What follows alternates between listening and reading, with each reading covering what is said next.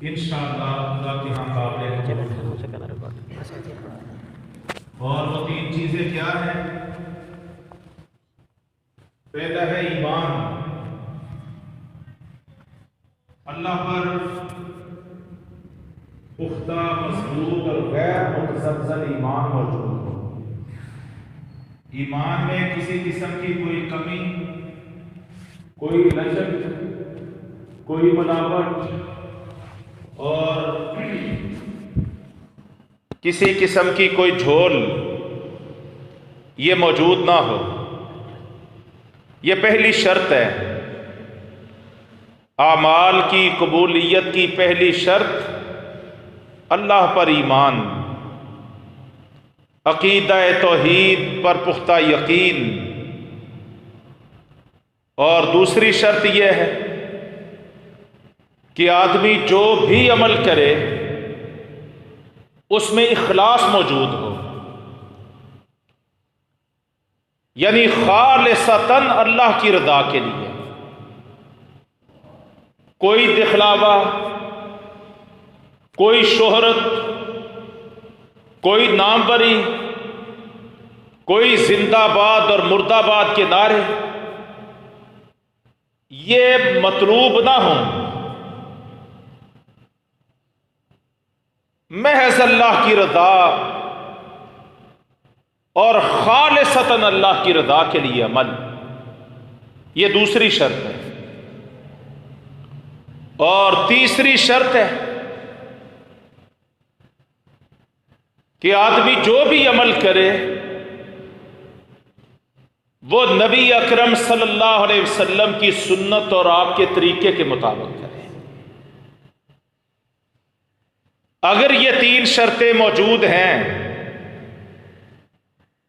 اور ہمارا کوئی بھی عمل ان تین شرطوں پہ پورا اترتا ہے تو ہمیں امید رکھنی چاہیے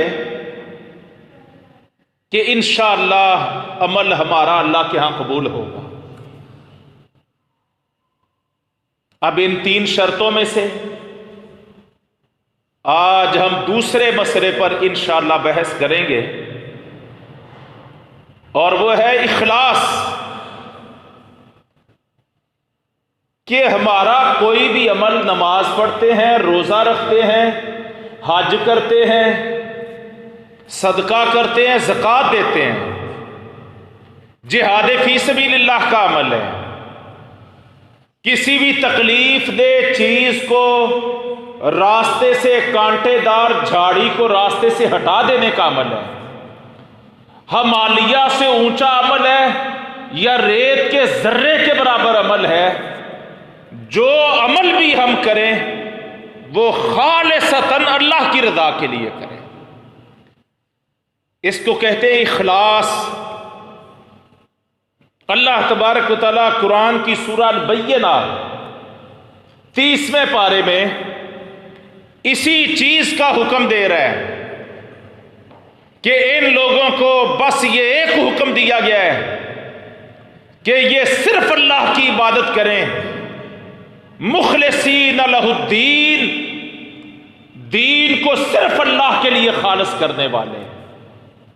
ان کے دین میں، ان کی عبادت میں، ان کے اعمال میں کسی قسم کی کوئی ملاوٹ، کوئی منافقت، کوئی ریاکاری، کوئی شہرت نہیں ہونی چاہیے۔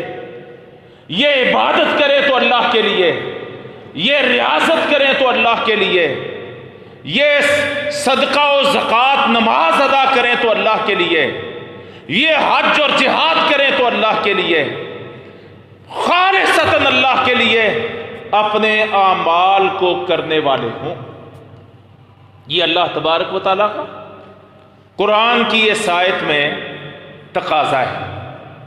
آپ یہ سمجھ لیجئے کہ جیسے ہمارا یہ وجود ہے، 4 فٹ 5 فٹ 6 فٹ کا وجود ہے، اس وجود میں اللہ تبارک و تعالیٰ نے ہر نعمت جو ہے وہ پنہا کی ہے۔ ایک ایک نعمت کروڑوں اربوں اور خربوں کی ایک ایک نعمت ہے۔ آنکھیں بڑی نعمت ہیں، کان بڑے نعمت ہیں، زبان نعمت ہے، دل نعمت ہے، ایک ایک عضو اور اللہ کی کروڑ نعمتیں اس وجود میں اللہ تبارک و تعالیٰ نے فٹ کی ہوئی ہیں، لیکن روح وجود کے اندر اگر موجود ہے تو یہ ساری نعمتیں قابل قدر ہیں، روح موجود ہے تو، اور اگر اس وجود سے کسی بادشاہ کا ہو، کسی جناب بہت بڑے سخی کا ہو، اور کسی دنیا کے بڑے سے بڑے انسان کا وجود ہو، اگر اس وجود سے روح نکال لی جائے تو باقی وجود کا کیا فائدہ رہ جاتا ہے؟ جسم جیسے بغیر روح کے ہے، ایسے ہی بھائیوں اخلاص کے بغیر عمل کی حیثیت ہے۔ گویا کہ اعمال میں اخلاص کی حیثیت کیا ہے؟ جو حیثیت جسم میں روح کی ہے۔ اسی لیے نبی کریم صلی اللہ علیہ وسلم نے فرمایا انما الاعمال بالنیات۔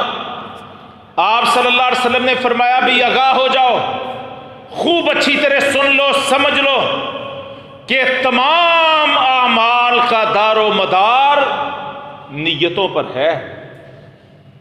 اگر نیت خالص ہے اعمال بھی قابل قبول ہے، اور اگر نیت میں فطور ہے، اخلاص موجود نہیں ہے، تو تمہارے اعمال ایسے ہیں جیسے جسم بغیر روح کے ہوتے ہیں، مردہ ہیں، ان کی کوئی اوقات نہیں ہے۔ جیسے اللہ کے نبی کریم صلی اللہ علیہ وسلم ایک کوڑے کے ڈھیر پر سے گزرے اور وہاں پہ ایک مردہ بکری پڑی ہوئی تھی، آپ صلی اللہ علیہ وسلم نے فرمایا صحابہ کو کوئی تم میں سے ہے جو 2 درہم میں اس کو خریدے؟ صحابہ کہنے لگے ہمیں اس کی کیا ضرورت ہے؟ فرمایا چلو 1 درہم میں خرید لو۔ کہنے لگے اللہ کے رسول مردہ کو خرید کے کیا کرنا ہے؟ اب دیکھو زندہ بکری کی کتنی قدر ہوتی ہے، لیکن بکری مردہ پڑی ہے اور کوئی 1 درہم میں خریدنے کو تیار نہیں ہے۔ ایسے ہی اللہ تبارک و تعالیٰ کے ہاں اعمال کی حیثیت ہے کہ اگر اس میں اخلاص موجود نہیں ہے تو ان کی حیثیت مردہ بکری کے بچے کی سی ہے۔ فرمایا اعمال کا دار و مدار نیت پر ہے۔ وَإِنَّمَا لِكُلِّ امْرِئٍ مَّا نَوَىٰ، فرمایا ہر آدمی کو اللہ کے ہاں وہی کچھ ملے گا جس کی اس نے نیت کی ہوگی، نیت کے برابر اس کو اجر ملے گا، نیت کے برابر۔ فرمایا فَمَنْ كَانَتْ هِجْرَتُهُ إِلَى اللَّهِ وَرَسُولِهِ فَهِجْرَتُهُ إِلَى اللَّهِ وَرَسُولِهِ۔ فرمایا بہت بڑا دین میں عمل ہے کہ آدمی اپنے گھر بار کو چھوڑ دے، اپنے دیس وطن کو چھوڑ دے، اپنے بیوی بچوں کو چھوڑ دے۔ اگر یہ ہجرت کا عمل وہ اللہ کی رضا کے لیے، اس کے رسول کی اطاعت میں کر رہا ہے تو اللہ تبارک تعالیٰ اجر بھی اس کو اپنی رضا والا اور اپنے رسول کی اطاعت والا عطا فرمائے گا۔ وَمَنْ كَانَتْ هِجْرَتُهُ لِدُنْيَا يُصِيبُهَا، فرمایا اگر اس نے کسی دنیا کی خاطر پاکستان سے چلا گیا ہے، جناب کینیڈا چلا گیا ہے، جرمنی، فرانس، امریکہ، برطانیہ، سعودی عرب، کویت، عرب امارات، اور 25 سال ہو گئے، 30 سال ہو گئے، گھر بار تو اس نے بھی چھوڑا ہوا ہے، اور دیس وطن تو اپنے آباء و اجداد کا چھوڑا ہے۔ پیچھے کئی پیدا ہوتے ہیں، کئی مرتے ہیں، لیکن چونکہ یہ جناب ادھر بیٹھا ہے، پردیس میں بیٹھا ہے، تو یہ غمی خوشی میں بھی شریک نہیں ہو پا رہا ہے۔ دیس وطن تو اس نے بھی چھوڑا ہوا ہے، ایک اعتبار سے ہجرت تو اس نے بھی کی ہوئی ہے، لیکن اس کی ہجرت اور اپنے دیس وطن کو چھوڑنا یہ دنیا کی خاطر ہے۔ فرمایا دنیا تو اس کو مل جائے گی، اور اگر کسی نے بیوی حاصل کرنے کے لیے ہجرت کی ہوگی تو اس کو بیوی مل جائے گی۔ فَهِجْرَتُهُ إِلَىٰ مَا هَاجَرَ إِلَيْهِ، फरमाया हिजरत जितना बड़ा अमल है इसका नतीजा भी उसकी नीयत के बराबर आएगा, नीयत के बराबर। तो इस एतबार से भाइयों हमारे दीन में इस चीज़ की बहुत बड़ी तालीम मौजूद है कि हमें जो भी अमल करना है, छोटा अमल हो या बड़ा अमल हो, हमें उसमें अल्लाह की रज़ा, उसकी मंशा और उसके लिए इखलास, इसको लाजमी तौर पे करना चाहिए। बुनियाद इखलास होनी चाहिए, बुनियाद अल्लाह की रज़ा होनी चाहिए, तब जाके आमाल अल्लाह के यहाँ काबिल कबूल होते हैं। और अगर ये इखलास मौजूद ना हो तो अल्लाह तबारक तआला बड़े बड़े आमाल को भी अपने यहाँ कबूल नहीं करता है, बल्कि उल्टा अमल करने वाले के मुंह पे दे मारता है। वो हदीस इस बारे में कितनी बड़ी हमारे लिए इबरत का समा है, जो सही मुस्लिम में भी मौजूद है, जामे तिरमिज़ी में भी, और हदीस की बहुत सारी किताबों में मुख्तलिफ अल्फाज से आई है कि 3 किस्म के लोग होंगे जिन्होंने अमल तो बहुत बड़े बड़े किए हुए होंगे, बड़े बड़े अमल किए हुए होंगे, लेकिन उन अमाल में अल्लाह की रज़ा मतलूब नहीं थी, इखलास नहीं था, नियतों में फतूर था, अमल बहुत बड़े बड़े थे। जिहाद से बड़ा अमल कौन सा हो सकता है? जिहाद से बड़ा कोई अमल नहीं है। नबी करीम सल्लल्लाहु अलैहि वसल्लम से पूछा गया, दुल्लानी अला अमलिन यादुल जिहाद, ए अल्लाह के पैगंबर कोई ऐसा अमल बताइए जो जिहाद के बराबर हो, जिसका नतीजा अजर और सवाब जिहाद के बराबर हो। बुखारी के अल्फाज हैं, आप सल्लल्लाहु अलैहि वसल्लम ने फरमाया, लाजिद, मुझे अल्लाह के दीन इस्लाम में, इस्लाम की शरीयत में कोई दूसरा अमल ऐसा नजर नहीं आता कि जिसका अजर और सवाब अल्लाह के यहाँ जिहाद के बराबर। और जिहाद के भी दर्जात हैं, सबसे आला तरीन दर्जे पर कौन होता है? जो सारी मंजिलें तय करता करता अल्लाह के रास्ते में अपनी जान भी लगा दे, अपना माल भी खपा दे, शहीद भी हो जाए, अपना माल भी सारा लगा दे, ना उसकी जान बाकी रहे ना उसका माल बाकी रहे। इसको क्या कहते हैं शरीयत में? ये शहीद फी सबीलिल्लाह है, अल्लाह के रास्ते में, मार्के के मैदान में इसने अपनी जान की बाजी लगा दी है। तो जान की बाजी लगाने वाला, शहादत पेश करने वाला, इसको क़यामत वाले दिन अल्लाह के दरबार में पेश किया जाएगा। ये आएगा, बड़ी उम्मीदें लेके आएगा कि आज तो फुल प्रोटोकॉल, VIP प्रोटोकॉल मिलेगा। अल्लाह तबारक तआला सवाल करेंगे, ऐ मेरे बंदे बता क्या करके आया है, अपनी जिंदगी की रिपोर्ट पेश कर। नबी करीम सल्लल्लाहु अलैहि वसल्लम ने फरमाया, ये कहेगा अल्लाह, तूने मुझे जिंदगी दी, जान दी, जवानी दी, माल दिया, ऐ अल्लाह करीम मैंने सब कुछ तेरे रास्ते में लगा दिया, और ऐ अल्लाह करीम तू जानता है मैंने मार्कों पे मार के सर किए, मैंने कार्रवाइयों पे कार्रवाइयां की, मैं मुश्किल तरीन चोटियों घाटियों पे चढ़ा, मैं अपने से कई गुना ताकतवर दुश्मन से टकरा गया और मैं आगे बढ़ता चला गया, जख्मों पे जख्म लगते चले गए, लेकिन मैं पीछे नहीं हटा, मैं बहादुरी के जौहर दिखाता हुआ आगे ही आगे बढ़ता चला गया, हत्ता कि अल्लाह करीम तेरे रास्ते में शहीद हो गया। अल्लाह अकबर। बड़ी शानदार रिपोर्ट पेश करेगा। अल्लाह की तरफ से जवाब क्या आएगा? कज़बता, एक लफ्ज़ कज़बता, ऐ मेरे बंदे ये जो कुछ तूने बयान किया है ना, जा मैं नहीं मानता, तू झूठा है, तू झूठ बोल रहा है। अल्लाह अकबर। क्या हाल होगा यार अगर किसी को जज कटहरे में खड़ा करके कह दे कि तू जो कुछ बोल रहा है झूठ बोल रहा है, बकवास बंद कर, खामोश हो जा, दफा हो जा, निकल जा। ये हालत होगी। अल्लाह फरमाएगा तू झूठ बोलता है, तूने ये जो कुछ किया ना, मार के किए, कार्रवाइयां की, बहादुरी के जौहर दिखाए, दुश्मन की जनाब पुश्तों पे पुश्ते लगाए, ये सब कुछ मेरे लिए नहीं था, इसलिए था कि तू चाहता था कि लोग तुझे बड़ा मुजाहिद आज़म कहें, बड़े बड़े जनाब تجھے تمغے ملیں اور تیرے نام کے بڑے شہرے اور چرچے ہو جائیں، تو جو تو چاہتا تھا، جو تیری نیت تھی، اس کا صلہ تجھے دنیا میں مل گیا، آج میرے پاس تیرے لیے کچھ نہیں ہے۔ اللہ اکبر۔ اور ساتھ ہی اللہ تبارک تعالیٰ فرشتوں کو حکم دے گا کہ اس کو پکڑ لو اور ٹانگوں سے گھسیٹتے ہوئے اوندے منہ اس کو جہنم میں پھینک دو، اور ایسی جہنم میں پھینکو کہ جس سے، جیسے ہم کہتے ہیں نا دنیا میں جلتی پر تیل کا کام، تیل جلتی آگ پہ ڈالا جائے تو کیا ہوتا ہے؟ آگ بھڑک اٹھتی ہے۔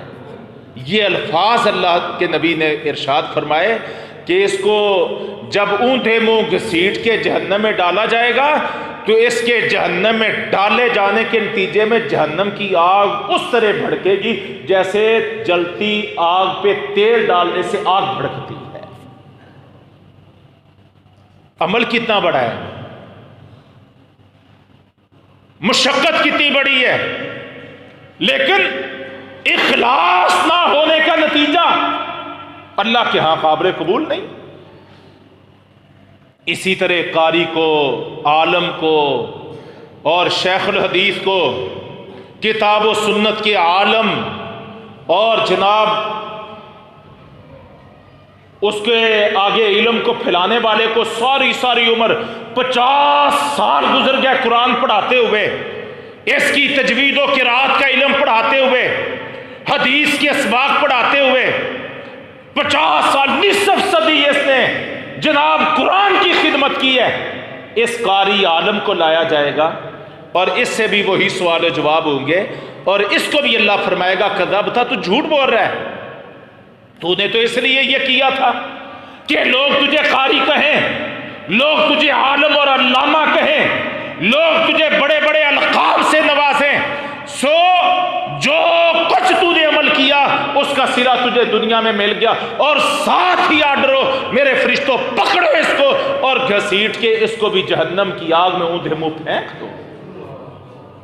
ایک سخی کو لایا جائے گا، بڑا مالدار، بڑا سخی، بڑے صدقہ جاریہ کے کام کرنے والا، لیکن اخلاص نہیں تھا، اعمال میں اخلاص نہیں تھا، اللہ کی رضا مطلوب نہیں تھی۔ بڑے بڑے ہسپتال بنائے، مسافر خانے بنائے، بہت بڑے بڑے مکتب اور مدرسے بنائے، بڑے بڑے دارالایتام بنائے، مقصد کیا تھا؟ ہر جگہ میرے نام کی تختیاں لگیں، میری شہرت ہو جائے، میرا ڈنکا بج جائے۔ اللہ کے سامنے سوال و جواب ہوں گے، اور بالآخر اس کو بھی پکڑ کے جہنم میں پھینک دیا جائے گا۔ اللہ اکبر۔ سیدنا ابو ہریرہ رضی اللہ عنہ جب یہ روایت اللہ کے رسول کی بیان کیا کرتے تو اس قدر ان پہ دہشت طاری ہو جاتی، اس قدر ان پہ ڈر اور خوف طاری ہو جاتا کہ ترمذی کے الفاظ ہیں کہ ایک آدمی نے کہا، اے اللہ کے بندے ابو ہریرہ، کوئی ایسی حدیث بیان کرو جو تم نے اللہ کے رسول سے سنی ہو اور تمہارے کانوں نے سنی ہو اور تم نے ضبط کی ہو۔ کہنے لگے میں ایک وہ روایت بیان کرتا ہوں جو اللہ کے نبی کریم صلی اللہ علیہ وسلم نے اس گھر میں بیان کی تھی جہاں ہم اس وقت بیٹھے ہیں، اور میرے کانوں نے سنی تھی، اور اس وقت میرے علاوہ اللہ کے نبی کے پاس اور کوئی نہیں تھا۔ بس یہ الفاظ کہے اور ابو ہریرہ رضی اللہ عنہ کو غشی آئی اور زمین پر گر گئے۔ تھوڑی دیر گئے، ہوش آیا، پھر کہنے لگے میرے بھائی، میں تجھے اللہ کے رسول کی وہ حدیث بیان کرنے لگا ہوں جو میرے کانوں نے سنی، اس گھر میں اللہ کے رسول نے بیان کی، اور اس وقت میرے علاوہ اس گھر میں اور کوئی نہیں تھا۔ یہ الفاظ کہے، ابھی حدیث کا ایک لفظ نہیں بیان کر پائے کہ پھر غشی آئی ہے اور بے ہوش ہو کے پھر ابو ہریرہ رضی اللہ عنہ زمین پر گر گئے۔ کافی دیر کے بعد ہوش آیا، اور ہوش آنے کے بعد پھر کہنے لگے کہ میرے بھائی میں تجھے وہ حدیث بیان کرنے لگا ہوں. پھر ایسا ہی ہوا, لمبی دیر کے لیے غشی آئی.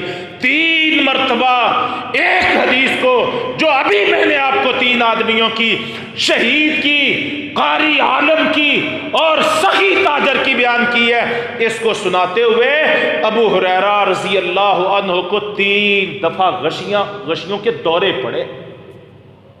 یہ لوگ ڈرتے تھے کہ کہیں ایسا نہ ہو کہ قیامت والے دن اللہ ہمیں فرما دے کہ تو جھوٹ بول رہا ہے, ہمیں تو اس کی پرواہ نہیں. یہی روایت ترمذی کے الفاظ ہیں. راوی نے دمشق میں شام کے حکمران 20 سال تک مسلمانوں کی امت کی خلافت چلانے والے سیدنا معاویہ رضی اللہ عنہ کے سامنے بیان کی کہ اللہ کے نبی نے یہ فرمایا شہید کے بارے میں, عالم کاری کے بارے میں, تاجر سخی کے بارے میں. تو راوی بیان کرتا ہے کہ سیدنا معاویہ رضی اللہ عنہ اس حدیث کو سن کے اس طرح پھوٹ پھوٹ کے رونے لگ گئے. روتے روتے ہمیں یہ احساس ہونے لگا کہ کہیں سیدنا معاویہ رضی اللہ عنہ اس قدر ہلکان ہو گئے ہیں, اس قدر پھوٹ پھوٹ کے رو رہے ہیں کہ کہیں معاویہ رضی اللہ عنہ اس رونے کے نتیجے میں, اس حالت میں کہیں یہ اللہ کو پیارے نہ ہو جائیں, کہیں ان کو موت ہی نہ آ جائے. یہ تھا اس روایت کا اثر اللہ کے پیغمبر کے صحابہ پہ. رونگٹے کھڑے ہو جاتے تھے, آنکھوں سے آنسو جاری ہو جاتے تھے, دل آنسو بہانا شروع ہو جاتے تھے, وجود کپ کپاتے, غشی طاری ہو جاتی, دورے پڑتے, پھوٹ پھوٹ کے روتے. اللہ تبارک و تعالیٰ یہ احساس ہمیں بھی عطا فرمائے. تو بھائی جان, نیت میں اگر فطور ہو تو بڑے سے بڑا عمل بھی اللہ کے ہاں قابل قبول نہیں. اور نیت اگر ٹھیک ہے, درست ہے, عمل نہ بھی کرو, عمل آدمی نہیں کر پایا کسی مجبوری کی وجہ سے, عمل نہیں کر پایا, نیت درست ہے, چاہتا تھا وہ عمل کرنا, کوئی عذر پیش آ گیا ہے, لیکن نیت میں اخلاص ہے. تو آؤ میں آپ کو بخاری مسلم کی حدیث سناتا ہوں. نبی کریم صلی اللہ علیہ وسلم 30,000 کا لشکر لے کے مدینہ سے چلے ہیں. 750 کلومیٹر کا یک طرفہ سفر طے کر کے 15 دن کا سفر طے کر کے تبوک پہنچے ہیں. 20 دن تک تبوک میں آپ نے پڑاؤ ڈالے رکھا ہے اور 15 دن کا سفر طے کر کے پھر واپس مدینہ پہنچے ہیں. اس سفر کو, اس لشکر کو جیش اسرا کہا جاتا ہے. تنگی کا لشکر, مشکلات کا لشکر, ہر طرف سے مشکلات ہی مشکلات تھی, تنگیاں ہی تنگیاں تھیں, مصیبتیں ہی مصیبتیں تھی کہ اس لشکر کو, اس مارکے کو تنگی کا لشکر, تنگی کا مارکا نام دیا گیا. قرآن میں بھی اور احادیث میں 50 دن کا یہ ٹوٹل سفر. جب آپ صلی اللہ علیہ وسلم واپس مدینہ پہنچے تو مدینہ کے قریب پہنچ کے, مدینہ کے پہلو میں پہنچ کے آپ صلی اللہ علیہ وسلم فرمانے لگے, اے تبوک کے مارکے کے مجاہدو, اب میں تمہیں ان لوگوں کی فضیلت بیان کرنے لگا ہوں کہ یہ جتنا بھی تم نے مشکل سفر کیا ہے, جتنی چوٹیاں گھاٹیاں عبور کی ہیں, جتنا بھوک اور پیاس کو برداشت کیا ہے اور جتنے دن اللہ کے راستے میں لگائے ہیں, مدینہ منورہ میں کچھ لوگ ایسے ہیں جنہوں نے تمہارے ساتھ سفر نہیں کیا, تمہارے ساتھ مشقتیں نہیں برداشت کی, تمہارے ساتھ وہ پیدل نہیں چلے, یہ لمبی چوڑی مسافتیں طے نہیں کی, وہ مدینہ میں موجود ہیں. لیکن میں تمہیں آگاہ کر رہا ہوں کہ اللہ تبارک و تعالیٰ نے ان کو تمہارے برابر اجر عطا فرما دیا, وہ مدینہ میں, اور تم یہ لمبا چوڑا 50 دن کا سفر, پر مشقت سفر طے کر کے آئے ہو, اجر میں وہ تمہارے برابر ہے. صحابہ کرام تو چونک گئے, اللہ کے رسول یہ کیسے؟ فرمایا دیکھو ان کے دلوں میں اخلاص موجود تھا, وہ اس سفر پہ تمہارے ساتھ جانا چاہتے تھے، ہم رکاب ہونا چاہتے تھے اور بالکل تیار تھے، لیکن ان کو کسی نہ کسی معقول شرعی عذر نے روک لیا تھا۔ خود نہیں رکنا چاہتے تھے، پیچھے نہیں رہنا چاہتے تھے، نیتوں میں اخلاص موجود تھا، تمہارے ساتھ چلنا چاہتے تھے، لیکن کسی عذر کی وجہ سے رک گئے۔ اور اللہ تبارک تعالیٰ نے مجھے بتایا ہے کہ اللہ نے ان کو تمہارے برابر ہی اجر دے دیا ان کی نیتوں کے اخلاص کی وجہ سے۔ عمل کیا نہیں ہے، صرف نیت کا اخلاص۔ ابو داود میں ایک حدیث موجود ہے، اللہ کے پیغمبر صلی اللہ علیہ وسلم فرماتے ہیں، آپ نے فرمایا جہاد کرنے والے دو طرح کے لوگ ہوتے ہیں، دو طرح کے لوگ۔ فرمایا ایک وہ لوگ ہوتے ہیں جو صرف اللہ کی رضا کے لیے جہاد کرتے ہیں، اللہ کی رضا کے لیے، اور اپنے امیروں کی اطاعت کرتے ہیں، اپنے ہم سفروں کے لیے سہولتیں تلاش کرتے ہیں، کوئی فتنہ سمانی نہیں کرتے، ان کے وجود سے ان کے اڑوس پڑوس کے لوگوں کو کوئی تنگی تکلیف نہیں ہوتی، آسانیاں تلاش کرنے والے ہوتے ہیں، اور سارے کے سارے جہاد کی بنیاد خالصتاً اللہ کی رضا ہوتی ہے۔ فرمایا ان لوگوں کے بارے میں سنو، یہ لوگ فَإِنَّ نَوْمَهُ وَنَبْهَهُ أَجْرٌ كُلُّهُ، فرمایا جو خالصتاً اللہ کی رضا کے لیے جہاد کرے اور اپنے امیر کی اطاعت کرے، اپنا بہترین مال اللہ کے راستے میں خرچ کرے، اپنے ساتھیوں کے لیے آسانیاں پیدا کرے اور شر فتنہ اور فساد سے اپنے آپ کو محفوظ رکھے، فرمایا فَإِنَّ نَوْمَهُ وَنَبْهَهُ أَجْرٌ كُلُّهُ، فرمایا یہ 6 گھنٹے 8 گھنٹے سویا رہے نا، یہ خراٹے مار رہا ہوگا، اللہ کے فرشتے اس کا سونا بھی، اس کے خراٹے مارنا بھی اس کے نامہ اعمال میں اجر کے طور پہ لکھ رہے ہوں گے۔ اس کا سونا بھی بیس اجر، اس کا جاگنا بھی بیس اجر، اس لیے کہ یہ خالصتاً اللہ کی رضا کے لیے جہاد کرنے والا ہے۔ اور فرمایا دوسری قسم کے لوگ کون ہیں؟ وہ آدمی جو شہرت کے لیے، ناموری کے لیے، دکھلاوے کے لیے جہاد کرتا ہے، اللہ کی رضا مقصود نہیں ہوتی، اللہ کی رضا مقصود نہیں ہوتی، اور اپنے دائیں بائیں جناب ہم جماعتوں کو، ہم سفروں کو وہ تقریر بھی دیتا ہے، اس کے ہاتھ سے، اس کی زبان سے اس کے ساتھی محفوظ نہیں ہوتے، اور وہ شر اور فتنہ اور فساد برپا رکھتا ہے۔ فرمایا فَإِنَّهُ لَا يَرْجُو بِالْكِفَافِ، فرمایا یہ سمجھ لو کہ وہ ایک رتی کے برابر اجر لے کر بھی جہاد کے میدان سے واپس گھر نہیں آتا، الٹا وہ گناہ اور بوجھ لے کے واپس آتا ہے۔ تو اللہ تبارک و تعالی ہمیں اخلاص نیت عطا فرمائے، اخلاص عمل عطا فرمائے، اخلاص ایمان عطا فرمائے، اخلاص اطاعت عطا فرمائے۔ سنن نسائی میں ایک بڑا زبردست واقعہ موجود ہے، بہت عظیم الشان واقعہ۔